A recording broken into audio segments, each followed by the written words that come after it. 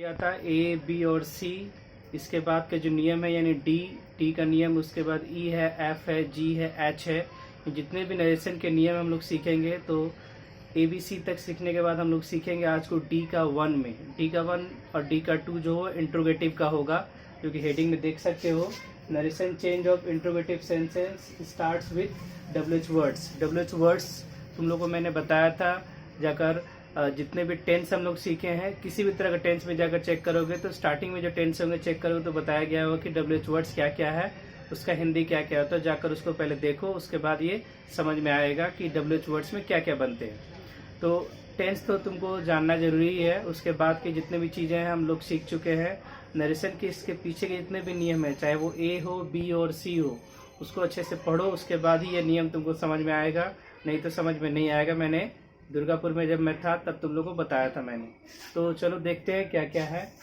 Narration change of interrogative sentence starts with WH words.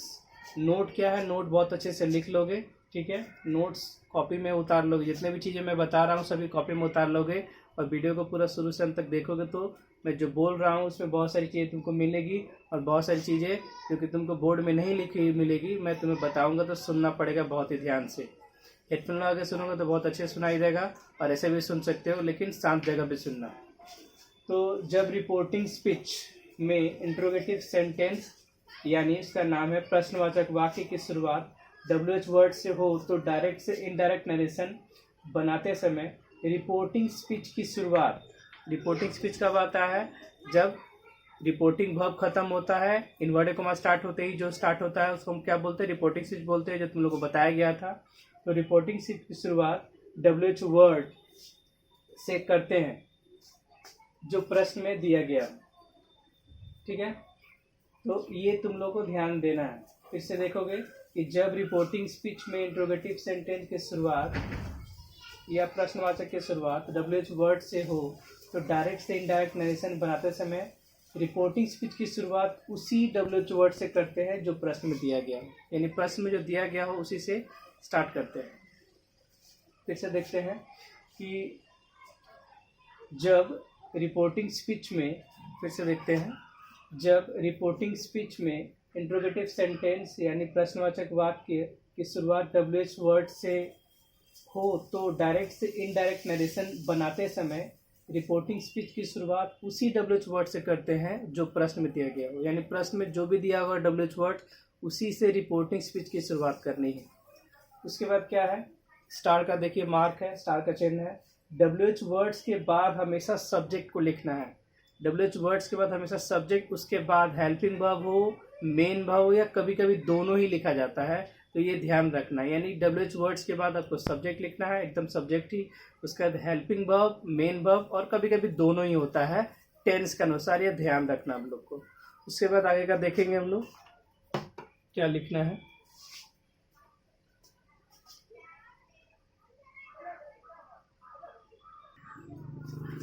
उसके बाद हम लोग क्या करते हैं, तो अगला स्टार का चिन्ह है कि जब रिपोर्टिंग वर्ब में सैड, सैड टू या टोल्ड हो तो उसे हटाकर क्या करें हम लोग? आस्क का प्रयोग करेंगे।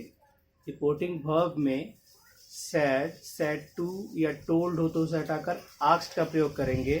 एक और स्टार का चिन्ह है, ये भी इम्पोर्टेंट है, कि रिपोर्टिंग वर्ब के बाद दैट का प्रयोग नहीं करते हैं।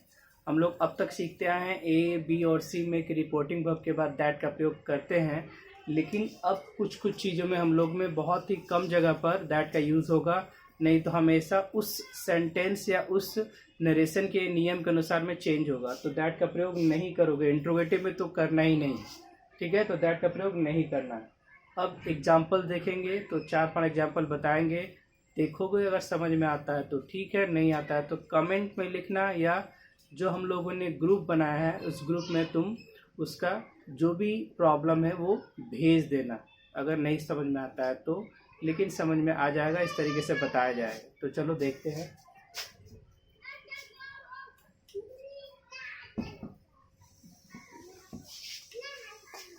पहला एग्जाम्पल देखते हैं।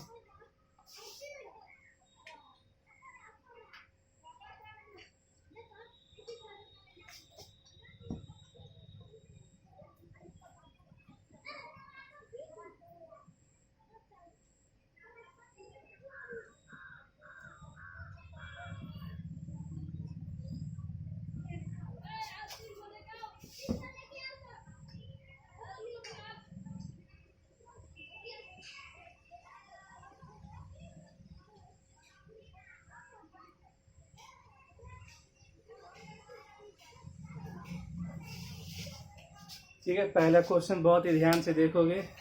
ठीक है, दिखाई आई थिंक दे रहा होगा तुम लोग को, दिखाई दे ही रहा है।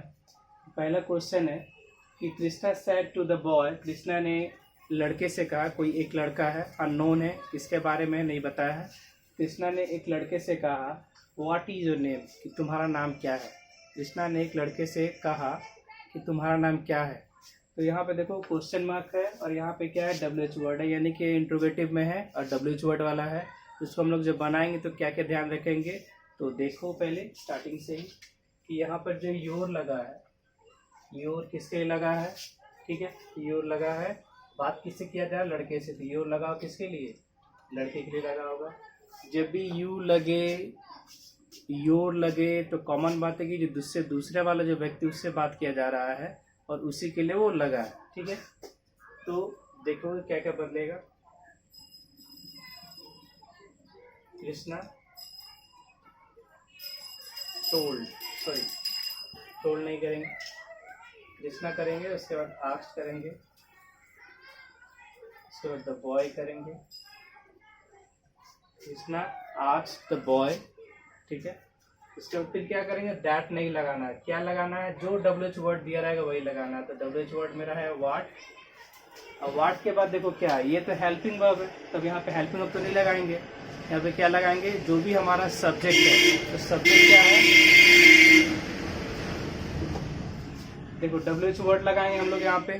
ठीक है, WH वर्ड के बाद फिर क्या करेंगे, जो भी हमारा सब्जेक्ट है वो लिखेंगे। हमारा सब्जेक्ट क्या है, ये पूरा ही सब्जेक्ट है, यानी योर नेम सब्जेक्ट है। तो योर नेम में क्या चेंज होने वाला है, योर चेंज होगा। योर किसके लिए लगाया, तो योर लगाया बॉय के लिए। अब बॉय के लिए योर लगाया तो जाकर चेक करोगे, मैंने जो नियम भेजा है कि किसका क्या क्या बदलेगा, उसमें देखोगे तो योर का हीज भी होता है, क्योंकि वो लड़के के लिए लगा है तो क्या हो जाएगा, हीज होगा। तो लड़का है तो हीज, उसके बाद नेम का नेम रहेगा, नेम। उसके बाद अब क्या बचा हमारे पास, तो ये बच रहा है, इसका चेंज करेंगे तो इसे हमारा क्या होता है, वाज, फुल स्टॉप। तो इसमें कंफ्यूज नहीं होना है कि सब्जेक्ट है, उसका हेल्पिंग वर्ब है, ऑब्जेक्ट क्यों नहीं है। तो ऑब्जेक्ट हमारे क्वेश्चन में ही नहीं है, तो हमारा आंसर में ऑब्जेक्ट नहीं आएगा। उसके बाद क्या करेंगे, लास्ट में फुल स्टॉप देंगे। बहुत ही आसानी से देखना है। ठीक है, Krishna asked the boy, said to का आस्क्ड हुआ, उसका बाद व्हाट लगेगा, यहाँ पे दैट नहीं लगाना गलती से भी। व्हाट यहाँ पे WH वर्ड क्वेश्चन में है, तुम लोग जो बनाएंगे उसमें भी रहेगा, इनडायरेक्ट वाला में। उसका सब्जेक्ट क्या है, योर नेम का चेंज, योर का चेंज होगा हीज, क्योंकि लड़के के लिए लगा उसी लिए। उसके बाद इजमर का चेंज होकर वाज हो जाएगा। ठीक है, आगे अगले क्वेश्चन में देखते हैं दूसरा उदाहरण।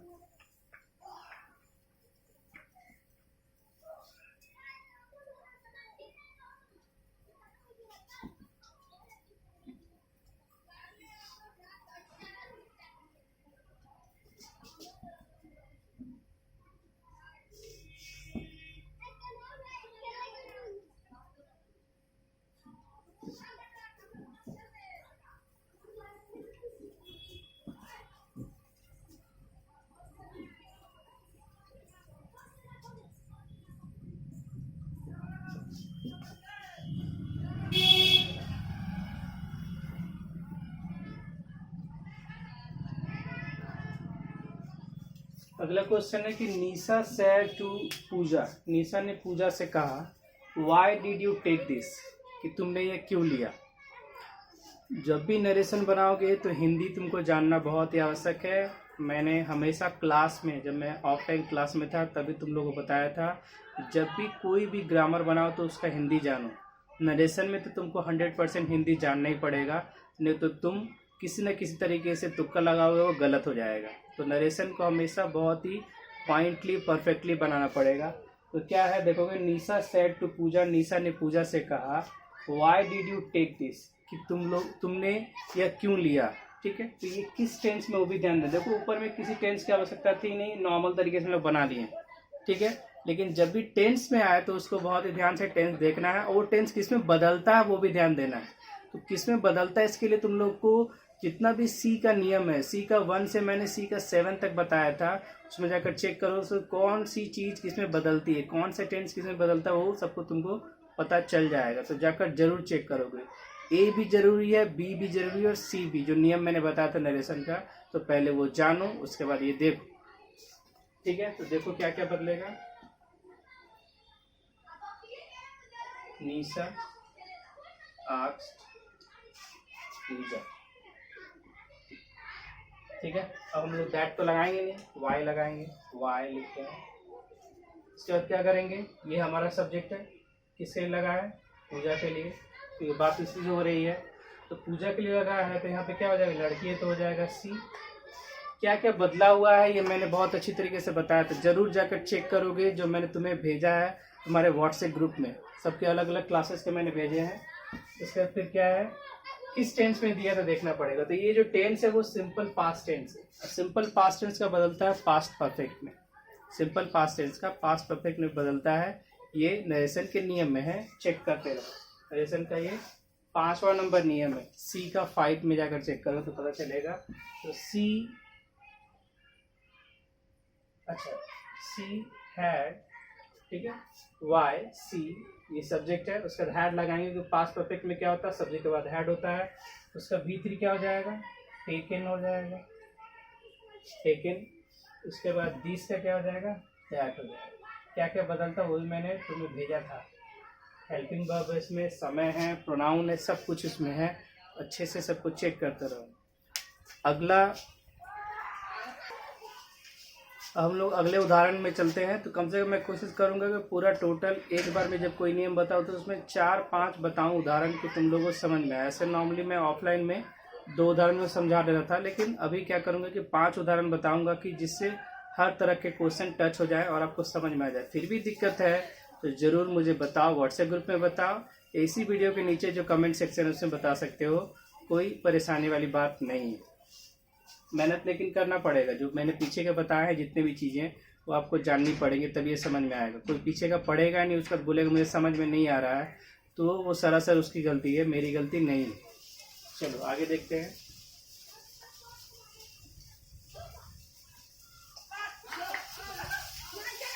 आकाश said, कॉमा देखे एक बड़े comma, how was my teacher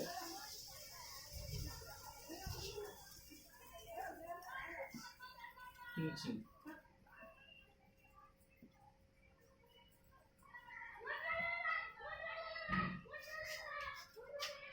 ठीक है, how was my teacher teaching.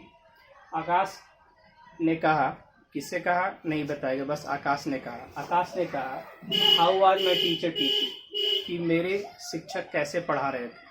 Akash ने कहा कि मेरे शिक्षक कैसे पढ़ा रहे थे। तो ये किस टेंस में दिखाई दे रहा है, ये है तुम्हारा पास्ट कंटिन्यूअस टेंस में। तो पास्ट कंटिन्यूअस टेंस का बदलता है पास्ट परफेक्ट कंटिन्यूअस टेंस में।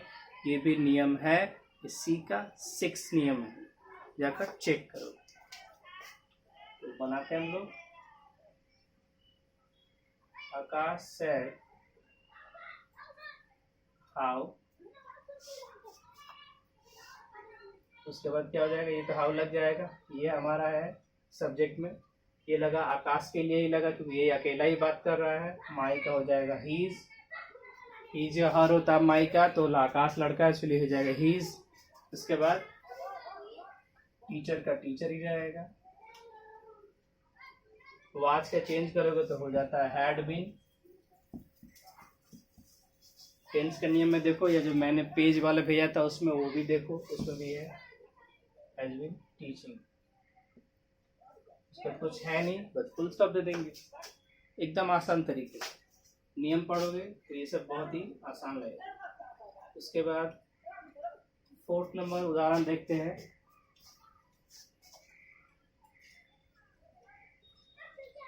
I told the students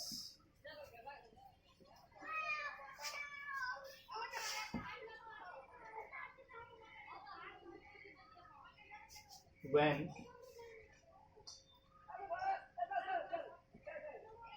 will you when will you